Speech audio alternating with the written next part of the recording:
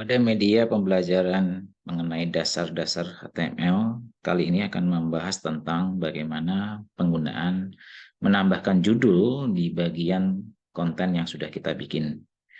Ini kebetulan yang sudah pernah kita bahas mengenai paragraf pembagiannya. Kebetulan di sini ada 3 paragraf ya. Kalau kita telusurin lagi, review kembali yang kemarin yang sudah kita pelajarin, yaitu penggunaan paragraf dan penggunaan pengaturan perataan. Di sini selain perataan juga penggunaan font yang kemarin kita menggunakan face, elemennya, kemudian size, sama color. Nah, color ini mengambil dari bagian pengkodean warna atau penamaan warna. Nanti kita bisa gunakan juga di bagian judul. Nah, ini sudah ada 3 paragraf yang sudah ada yang di bagian kode ya, ada 3 paragraf. Nah, kita akan coba menambahkan judul.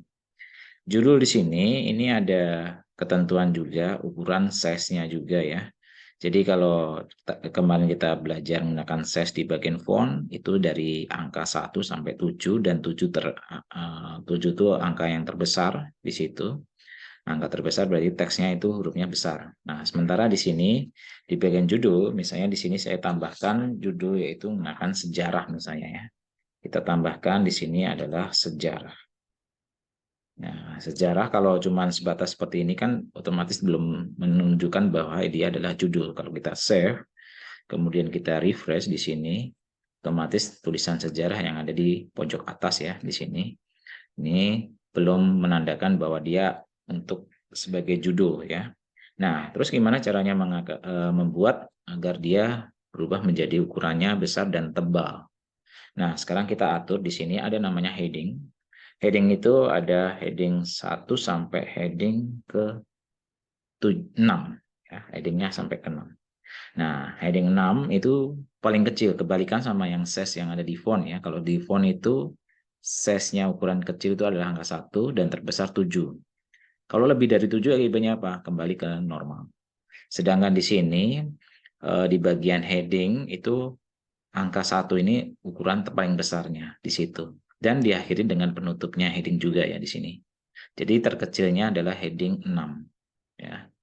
Nah, sekarang gimana cara menampilkannya? Kita save seperti biasa. Dia di bagian heading sifatnya juga hampir mirip sama paragraf, dia otomatis ganti baris selanjutnya. Jadi dia tidak akan sejajar di atas ya, teks yang berikutnya, tapi dia akan ganti baris dengan sendirinya. Dan tulisan yang ada di antara blok heading 1 ini, di antara ini, dia otomatis besar hurufnya dan tebal.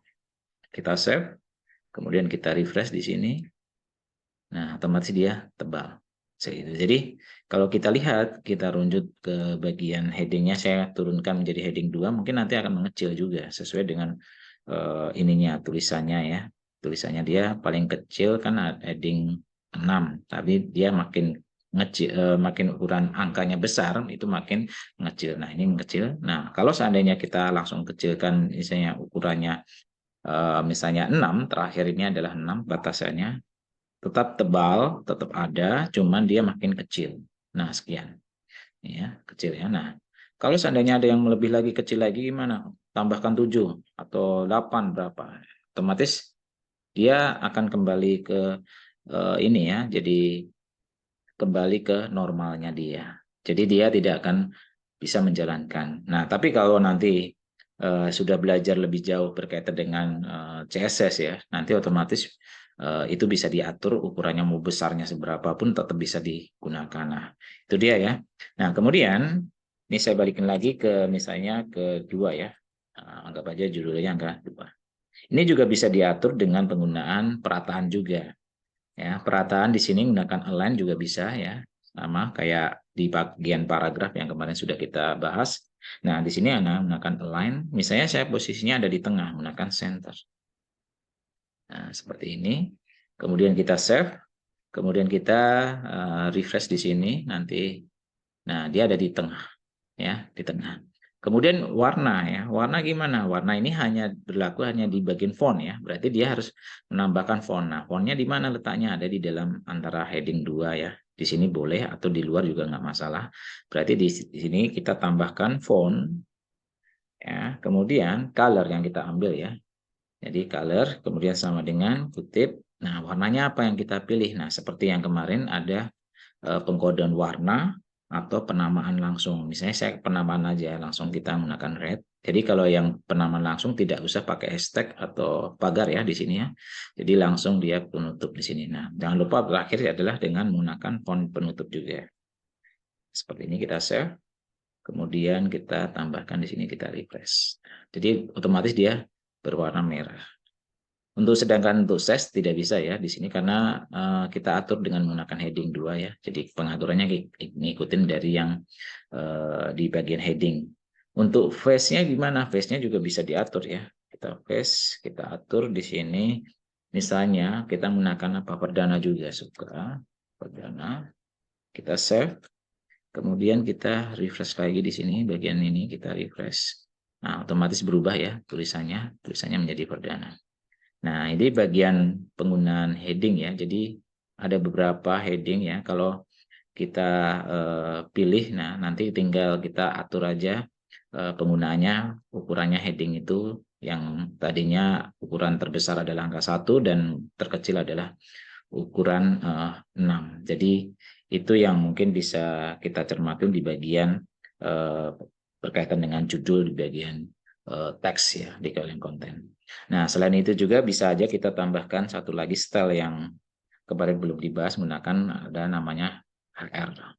Ya, HR itu adalah membuat horizontal di bagian garis ya. Misalnya seperti ini. HR tidak ada pembuka dan penutup ya. Dia langsung ditutup hampir mirip kayak BR ya.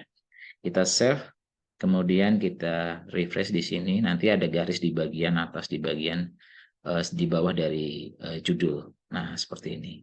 Nah, di sini bisa ya itu tinggal desain masing-masing apakah menambahkan itu ditambahkan di dalam desain kita, silahkan. Jadi pengembangan dari masing-masing. Di sini ada namanya HR ya.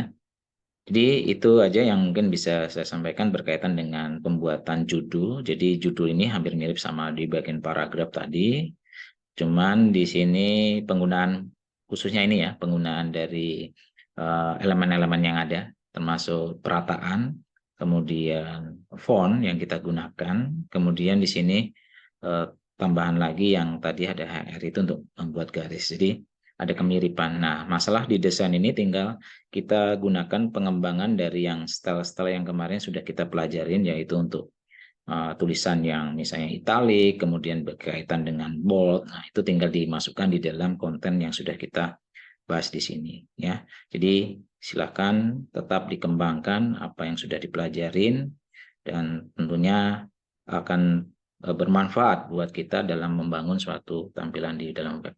Oke, itu aja yang bisa saya sampaikan. Semoga pembelajaran ini dapat bermanfaat dan tetap semangat ya. Terima kasih.